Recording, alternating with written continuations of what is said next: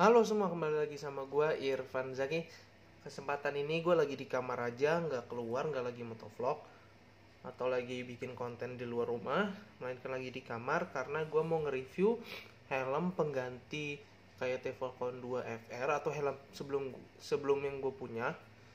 Dari helm ini, helm dari INK, yaitu helm Ink Trooper. Ini yang belum lama keluar. Maksudnya tahun ini juga dikeluarnya, gue nggak tahu bulan berapa. Sebelum gue mulai nge-reviewnya, karena ini video rilisnya tanggal 24 Desember 2021 dan besoknya ada tanggal 25, jadi gue mau mengucapkan selamat Natal bagi yang merayakan, Merry Christmas for those who celebrate Christmas this year, dan semoga Natal tahun ini memberi banyak berkah bagi kalian juga dan untuk semuanya. Nah, gue ngomong dari alasan kenapa gue ganti dari KYT Falcon 2 FR ke helm retro ini. Pertama, itu karena style yang gue pakai kan itu agak klasik ya. Bagi kalian tahu, gue menaik motornya adalah Benelli Patagon Eagle yang cukup klasik, dan juga gaya-gaya gue atau cara berpakaian gue tuh sekarang lebih ke klasik lah daripada ke zaman-zaman sekarang gitu. Dan gue baru memastikan atau meyakinkan diri bahwa gue akan stay di aliran klasik itu baru berapa bulan ini. Jadi setelah gue beli helm KYT, gue baru beberapa bulan kemudian gue baru memastikan untuk gue pakai gaya klasik, karena gue kesempatannya mencari helm yang retro juga. Terus kedua itu karena di bagian kuping kiri gue, harus gue akuin nih, nggak tahu karena gue doang atau gimana, bahwa kalau misalnya riding 30 menit pertama pakai KYT Falcon 2 FR tuh enak gitu, enak-enak aja. Dan tapi setelah itu baru maksudnya mulai enak. Mulai setelah 1 jam lah itu baru merasa kuping kiri gue nggak nyaman lah. Nah, sekarang kita ngomongin helm ini. Gue jelasin dari kelebihannya dulu. Kelebihan yang pertama itu dari depan, dari di sini deh, biar nggak gampang nggak usah digerakin dulu. Kalian udah dapat langsung ini kayak penutup. Apa namanya? Gue nggak tahu nih, kayak moncong bebek. Kalau di motor adventure kan namanya moncong bebek. Gue nggak tahu ini namanya. Pokoknya kayak penutup gitu. Jadi kalau kalian misalkan lagi riding, tidak langsung kena cahaya matahari, dan juga kalau lagi hujan tidak langsung kena air hujan. Jadi ini include ya, by the way, langsung dari inknya. Dan di sini kalau kalian bisa lebih fokus nih tulisan INK. Jadi ini memang aslinya dari pabrikan. Kalian beli langsung dapat. Terus yang kedua adalah visornya ini. Mungkin kan nggak kelihatan sana, ada visornya ketutupan. Nah, visornya ini itu berwarna light smoke. Jadi dia gue nggak ngira sih sebenarnya light smoke-nya ini bakal nyaman atau nggak di awal. Terus gue nyobain riding, ternyata nyaman banget. Jadi kayak kalau kalian siang hari itu tidak terlalu silo, dan untuk malam hari kalian masih bisa ngelihat gitu, karena tidak terlalu gelap dan tidak terlalu terang, tidak transparan gitu. Jadi gue bilang ini cocok untuk riding siang, dan pokoknya any condition ini enak ridingnya. Terus yang ketiga itu adalah nih tag di sini, bisa kalian lihat ada logo kacamata, karena sini udah capable of, atau kalian bisa pakai kacamata ini tanpa apa namanya ya, ini kayak kacamata dengan nyaman gitu, karena udah ada glasses fitnya. Jadi kalian nggak usah ragu-ragu lagi. Misalkan Ink Trooper ini kalau pakai kacamata nyaman nggak? Karena gue juga pengguna kacamata harian, gue pakai kacamata setiap saat. Itu pakai ini nyaman banget. Gue mau riding 1 jam, 2 jam nih yang nyaman. Itu fitur ketiga. Fitur keempat, ini bisa kalian lihat, ada Parani M10 gue yang udah lama gue punya. Itu juga capable untuk di dalam sini. Jadi memang gue nyari helm retronya yang cocok dengan paraninya biar bisa communication dengan teman pas lagi riding, atau kalau gue lagi solo ride gue bisa dengerin lagu dan gue nggak bored gitu. Terus apalagi ada di bawah sini. Nah, untuk helm retro ini sudah menggunakan didiring. Sebenarnya kalau yang dari informasi yang gue tahu, helm retro itu menggunakan mekanisme didiring yang duluan gitu. Jadi mekanisme didiring masih tuh kayaknya kalau nggak salah microlock baru strap gitu, atau satu lagi apa gitu. Jadi memang didiring duluan yang dipakai. Jadi bukan bilang ini paling safety, cuman memang mekanismenya dulu sudah make microlock dari dulu gitu. Tapi ya karena sekarang lebih canggih ya, jadi udah dianggap bahwa double D-ring atau D-ring ini paling aman lah. Terus yang tadi udah keempat ya. Nah, sekarang yang kelima itu yang pasti sini sudah SNI dan DOT. Jadi kalian tidak usah ragu, dan juga ini punya brand lokal terkenal ya, INK ini. Kalian nggak usah ragu misalkan nih helm aman atau enggak, karena sudah terbukti dengan SNI-nya itu berarti standar nasional kita udah terpenuhi dan DOT itu juga terjamin. Nah, ada setiap kelebihan barang pun pasti ada kelemahannya. Oh, ini gue lupa. Sebelum gue mulai dari kelemahannya sih, ini detail kulit ini nih, ini juga membawa kesan retro banget sih. Kalau kalian memang suka anak retro gitu, kayak kulit coklat gini, ini walaupun sintetis ya, cuma tapi kayak kesan retro banget gitu. Nggak tahu, pokoknya kayak enak deh dilihatnya. Nah, gue mulai dari kelemahannya. Untuk ini gue bilang kelemahan nggak tahu ya dari helm atau paraninya, karena kejadian kayak gue itu terjadi lagi di sini, dimana Bluetooth parani ini speakernya tuh nggak muat di dalam kuping di lubang intercom, sehingga gue harus sedikit modifikasi lah di sini ya, di bagian sini itu gue gedein dikit ya, berapa senti gitu diameternya, akhirnya bisa masuk, dan sekarang makanya udah bisa nyaman gitu. Sebenarnya dari yang gue riset yang gue temuin, bukan riset sih, maksudnya gue searching doang, itu yang gede banget itu adalah speakernya Parani M10, dan Parani sepertinya udah menjawab atau membenarkan ya desain mereka, sehingga di Parani Parani terbaru atau seri terbaru yaitu A10, kalau nggak salah A10 deh, A10 jadi lebih kecil, lebih tipis juga modulnya, dan speakernya di dalam sini itu lebih kecil. Jadi memang akhirnya mungkin Parani baru nyadar kali, atau kayak baru tahu kalau lubang intercom tuh ternyata nggak segede speakernya gitu. Akhirnya dikecilin sama dia, dan gue nggak tahu karena gue belum pernah megang sih ya itu. Nah, terus yang kelemahan kedua yaitu mungkin kalau kalian nggak suka ininya, shell ya. Ini shell tuh maksudnya batok helmnya. Ini gue tunjukin dulu, ini dari samping, terus dari belakang. Belakang ada tulisan INK, Trooper, dan DOT L ukuran helmnya. Dari samping ini kanan, dan tentunya sini bagian depan. Nah, kalian udah lihat ini bagian sampingnya nih, gue tunjukin bagian sampingnya kayak agak jenong gitu. Ini kayak setengahnya itu agak turun, setengahnya agak naik dikit. Itu kalau bagian kalian yang nggak terlalu suka bentuk semacam gitu ya, mungkin bukan helm yang tepat untuk kalian. Tapi ini memang fungsinya ada gitu, yaitu menyembunyikan visor ini biar tidak gampang kotor atau rusak gitu. Itu kelebihan yang kedua. Kelebihan yang ketiga itu sebenarnya di visornya. Jadi misalkan ini bukan kekurangan yang secara desain atau mekanika ya. Cuman mungkin kita sebagai manusia kan bisa agak pelupa ya.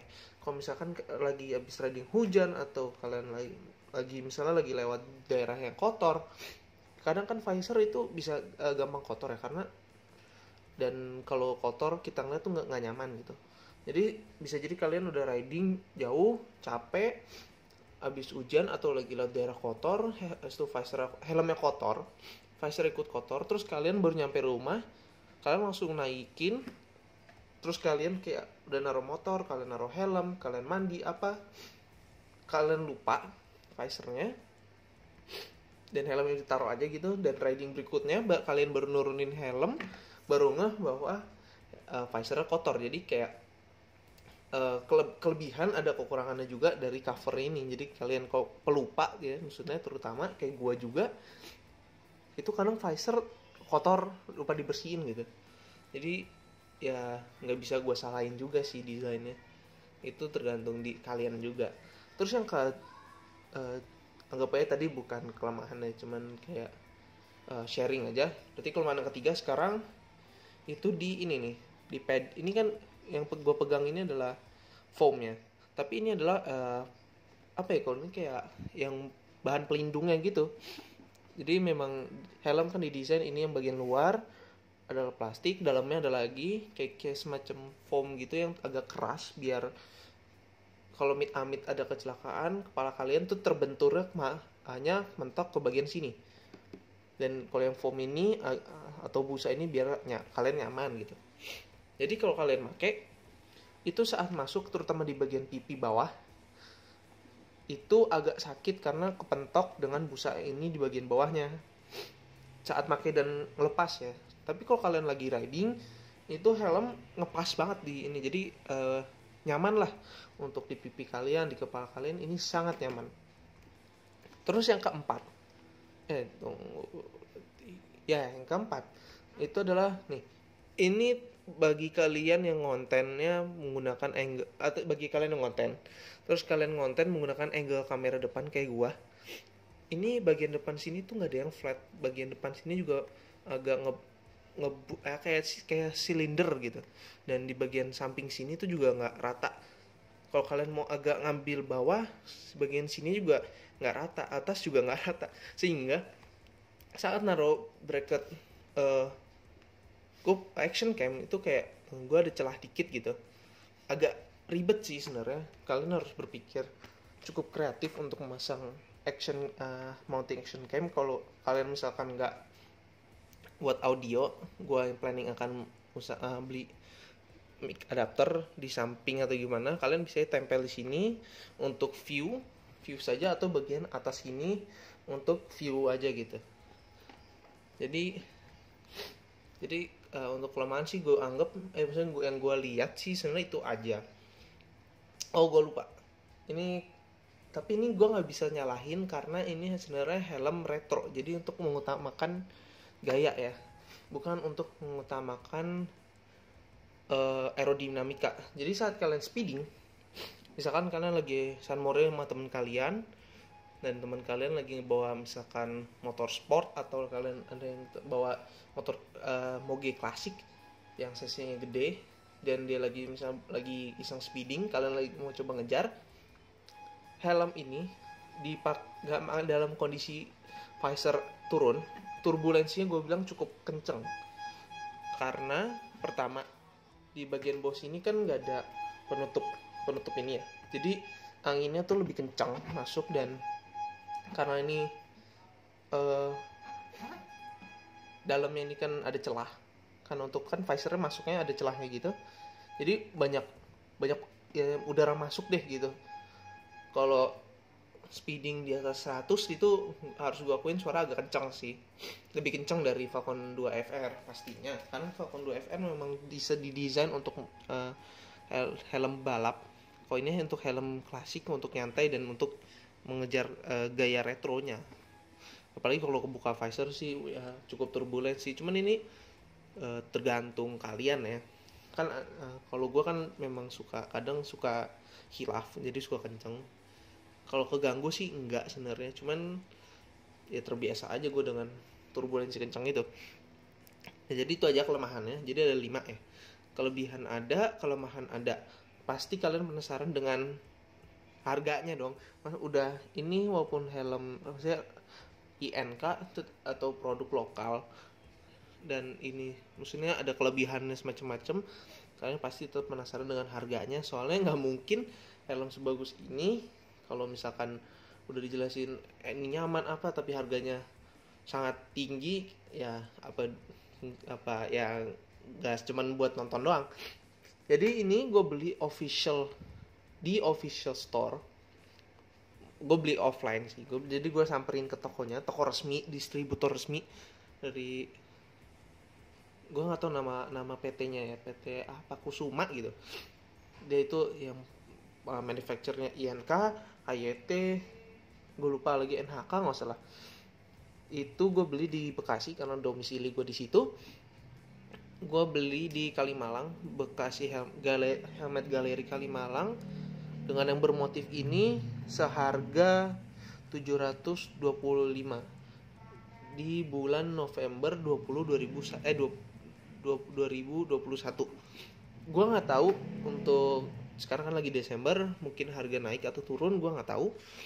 Tapi di bulan itu harga dengan motif 725.000. Kalau yang soal ini kan motifnya sih cukup simpel ya, cukup retro simpel. Ada juga mungkin kalian yang tidak suka banyak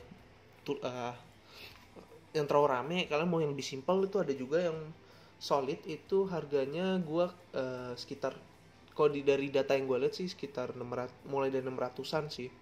Jadi memang lebih murah, jauh lebih murah. Cuman gue nggak tahu ya kalau sekarang ya bisa jadi naik karena data itu udah cukup lama.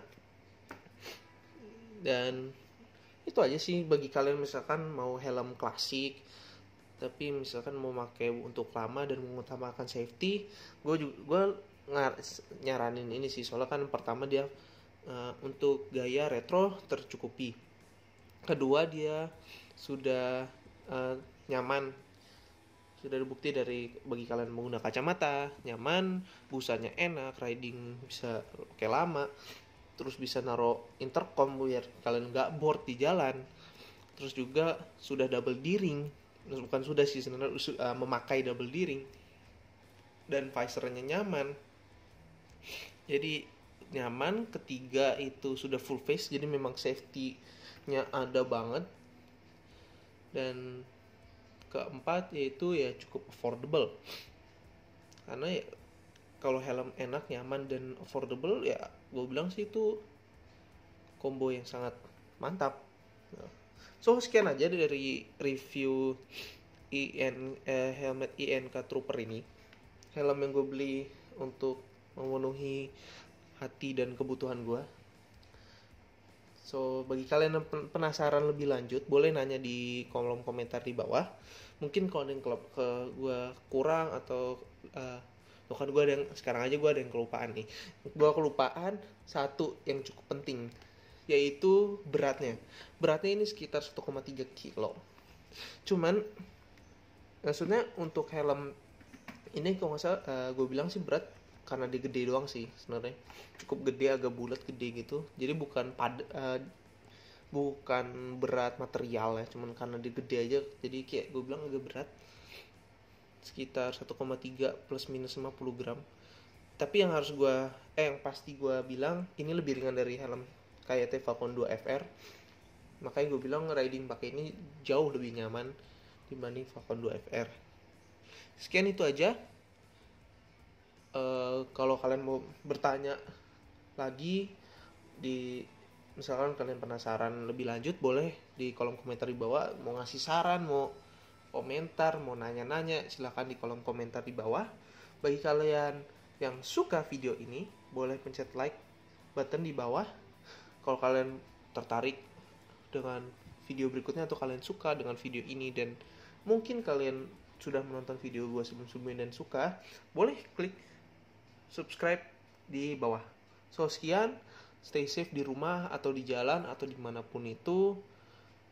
Sekian, see you in the next video and bye bye.